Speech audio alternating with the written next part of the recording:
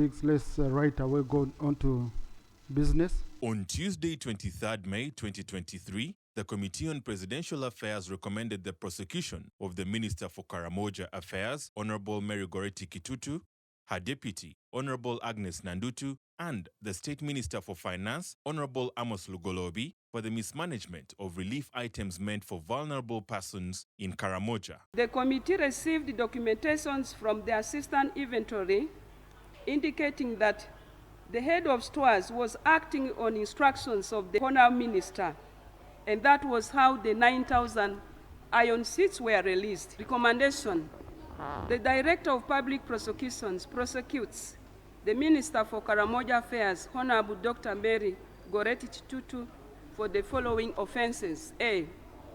Corruption contrary to Section 2CF and H of the Anti-Corruption Act 2009.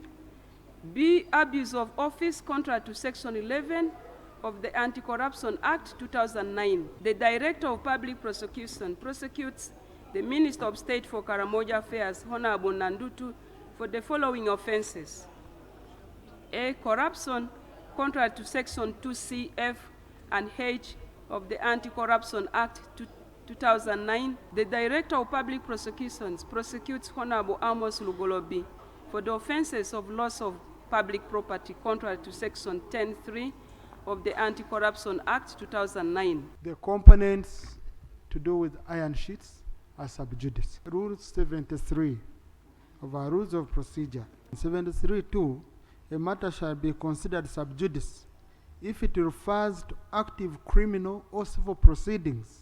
In the opinion of the Speaker, the discussion of such a matter is likely to prejudice its fair determination. I would propose, if you accept, that the discussion, the debate on this report be deferred until the matters in court have been completed. The committee has done their work, they have done their part, but we are being limited by the law. Clearly, okay? Since I've ruled that the matter is sub judice and cannot be debated, the whole report is deferred. In the sitting, MPs reported that they are continuously receiving death threats from individuals accusing them of failing to handle issues concerning their welfare. I received a letter on my email, the official parliamentary email from the Association of Tired Officers in Uniform, and they are putting notice to me about the formation of this as a result of the Parliament of Uganda's failure to recognize their service through improving their working environment, welfare, and increase of their pay. And they were giving me notice of a price tag of 10 million to pay within 7 days. They state that they know how to pull the trigger. I received more messages now from somebody, from a telephone number, somebody with the name Congo Bajo, and these are direct threats to my life, Right Honorable Speaker. I have received many honorable colleagues complaining on the same. The one of Sarah, beyond the general way they were doing it, has been extended to an investigation ongoing in the sports, in the National Council for Sports Issues.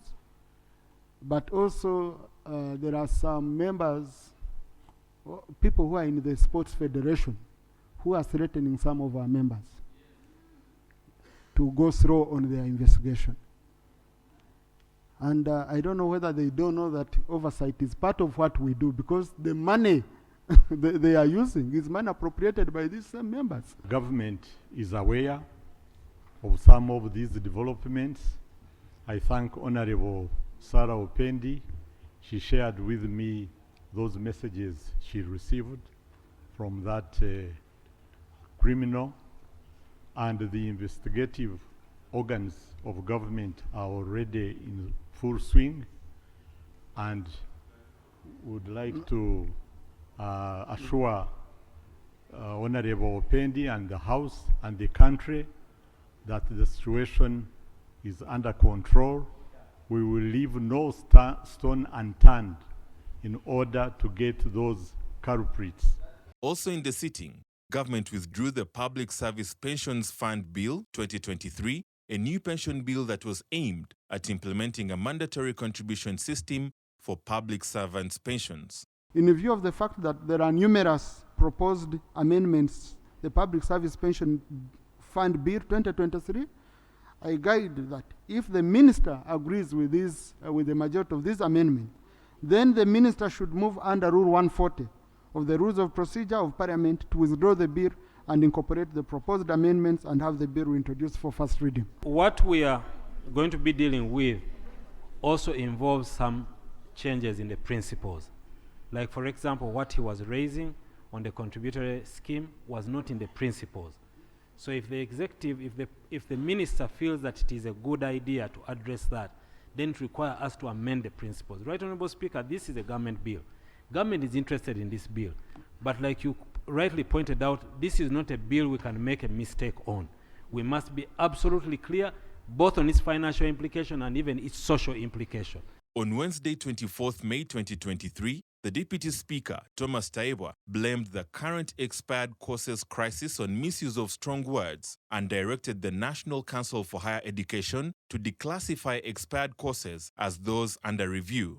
The Ministry of Education and Sports wishes to assure you and assure the public and all stakeholders around the world that qualifications of graduates on programs that have received prior accreditation in accordance with the National Council for Higher Education minimum standards and regulations by National Council for Higher Education are valid. So we shouldn't have the worries at all. But Honourable Minister, you see, sometimes we love using strong words without knowing the impact they can have one day. Why use the word expiry? If someone presented to you a product which had been declared expired, okay? It has expired, do away with it, start afresh. And yet, you're just going to review. I think you need to right away direct National Council for Education that these programs are marked as programs under review.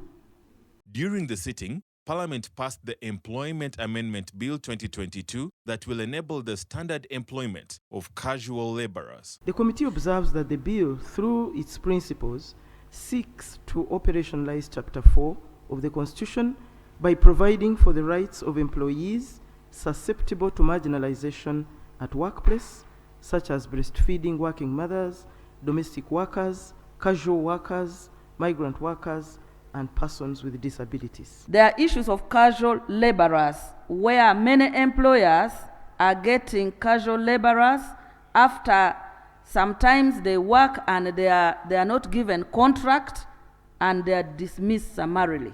And we are saying we need to protect the rights of the workers, and in the bill we are saying when somebody works as a casual worker for 6 months without a contract, it will be deemed, once you work continuously for 6 months, that you have a contract. We have been fighting the word casualization up to the level of ILO.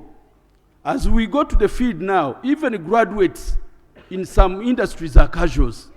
Yes, we are mindful about our employers coming, investors, and creating jobs.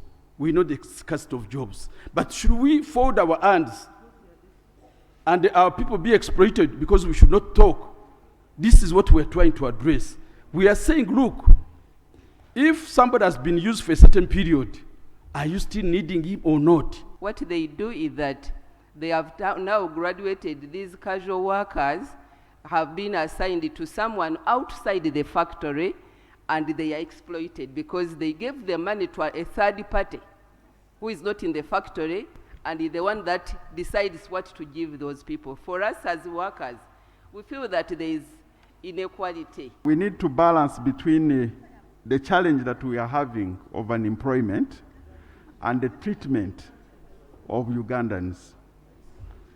To say that you regularize somebody who is a casual after 6 months might be very challenging from the point of industry where I am. This will also push away some investments in terms of prediction that it's going to be a cost on this. I put the question that a new clause be inserted as proposed, so those ones who want and those ones who don't want. Those in favor say aye, and to the contrary nay. Aye. The ayes have it. On Thursday, 25th May 2023, Parliament passed the Competition Bill 2022 that will prevent practices having adverse impacts on competition in markets. There are just a few sectors like banking and energy that have competition provisions in the law regulating them. Such provisions are restricted to those sectors and not comprehensive enough for the purposes of competition law. So the bill seeks to correct these behaviors in the market, but most importantly, to facilitate competition so that small and big companies can quickly and smoothly compete. The competition law of Uganda should be harmonized with regional agreements to which Uganda is a signatory to avoid enacting a law that would curtail Uganda's international relations. 2, Uganda being a partner state to EAC, the objective of its competition law should be aligned with the EAC because the EAC competition is based on the respective countries. For mergers acquisition to be authorized, there should be a balance. The advantages of the merger should outweigh the disadvantages. 4, the competition commissions created under the Act should be empowered to ensure that mergers, acquisitions, and joint ventures between systematically entrenched companies or enterprises are not allowed because such would pose a big risk to the consumers and the economy. I put the question that the Competition Bill 2022 be read the third time and do pass. Those in favor say aye, and to the contrary nay. The ayes have it.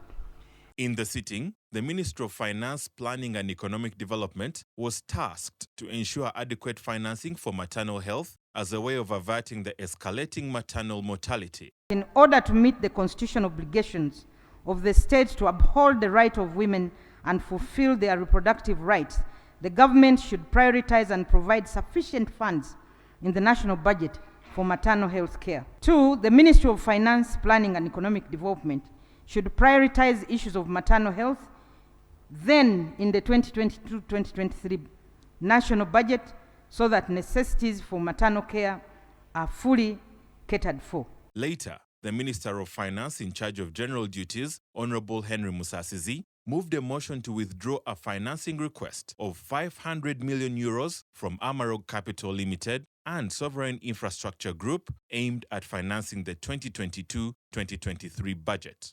Our move to amend the motion is on 2 grounds.